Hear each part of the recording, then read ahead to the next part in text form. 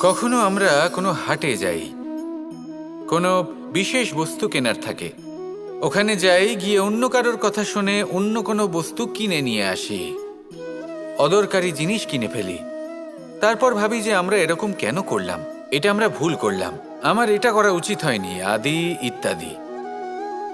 মানুষ যখন জীবনে এমনই সিদ্ধান্ত নিয়ে বসে, এমন নির্বাচন করে, তখন সেই সিদ্ধান্ত নিশ্চিত রূপে তার ভবিষ্যতের জন্য অত্যন্ত গুরুত্বপূর্ণ হয়।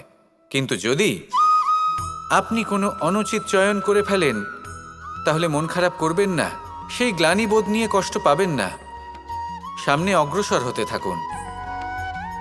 কারণ এই অনুচিত নির্বাচন আপনাকে উচিতভাবে জীবনযাপনের পথ দেখাতে পারে। এবার যদি আমি আপনাকে বলি যে আপনি আগুনে হাত দিন, সেটা কি আপনি করবেন? করবেন না। কেন? কারণ জীবনে কোনো না কোনো দিন আপনি একটা ভুল নির্বাচন করে আগুনে হাত দিয়েছিলেন। তারপরে আপনি শিক্ষা পেয়েছিলেন যে আমি জীবনে আর কোনোদিন আগুনে আর কিছুতেই হাত দেব না। এই জীবনও ঠিক সেরকমই। জীবনের সেই সব অধ্যায়, সেই সব সময় যা ব্যর্থ হয়েছে, সেটা নিয়ে ভেবে সময় নষ্ট করবেন না। সেটা থেকে যে শিক্ষা পেয়েছেন সেটা মনে রাখুন, আর যে অধ্যায় বাকি রয়েছে, যে সময় বাকি রয়েছে, তাতে কিভাবে সফল হওয়া সম্ভব সেই বিষয়ে ভাবুন। আর আমার সাথে ভালোবেসে বলুন, রাধা রাধা। মানুষ যখনই কোনো পর্বতারোহণ করতে শুরু করে, তখন সে বারবার পড়ে যায়, বারবার উঠে দাঁড়ায়, সামনে এগোতে চেষ্টা করে। কিন্তু যদি সে দৃঢ় নিশ্চয় করে থাকে, তাহলে সে অবশেষে সেই পর্বতের শিখরে পৌঁছেই যায়। চলার পথে যদি বড় কোনো পাথর চলে আসে বা পর্বতের কোনো বড় অংশ সামনে আসে, তাহলে সে তার সাথে ধাক্কা খায় না, সে পথ বদলে নেয়।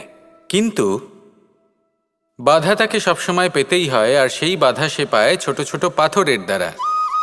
তাদের ওপর পা পড়লে তার পা পিছলে যায় আর সে পড়ে যায়। এই ছোট ছোট পাথর হলো আমাদের জীবনের সেই ছোট ছোট সমস্যা, সেই ছোট ছোট ভুলগুলো যেগুলো আমরা অবজ্ঞা করতে থাকি। আমরা ভাবি এর দ্বারা কি বা ক্ষতি হবে, কিন্তু সেগুলোই অনেক সময় আমাদের অসফলতার কারণ হয়ে দাঁড়ায়।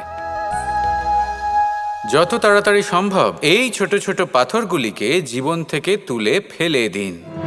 ভুল হওয়াটা স্বাভাবিক, কিন্তু তার মানে এই নয় যে বারবার সেই ভুলের পুনরাবৃত্তি ঘটবে। ভুলটা বুঝুন, সেটা স্বীকার করুন, আর সেটা শুধরে নিন। যখন আপনি এটা করতে শিখবেন, তখনই খুব তাড়াতাড়ি আপনি সেই শিখরে পৌঁছতে পারবেন। আর যখন পৌঁছে যাবেন, তখন এই মন প্রসন্ন হয়ে বলবে, রাধা রাধা।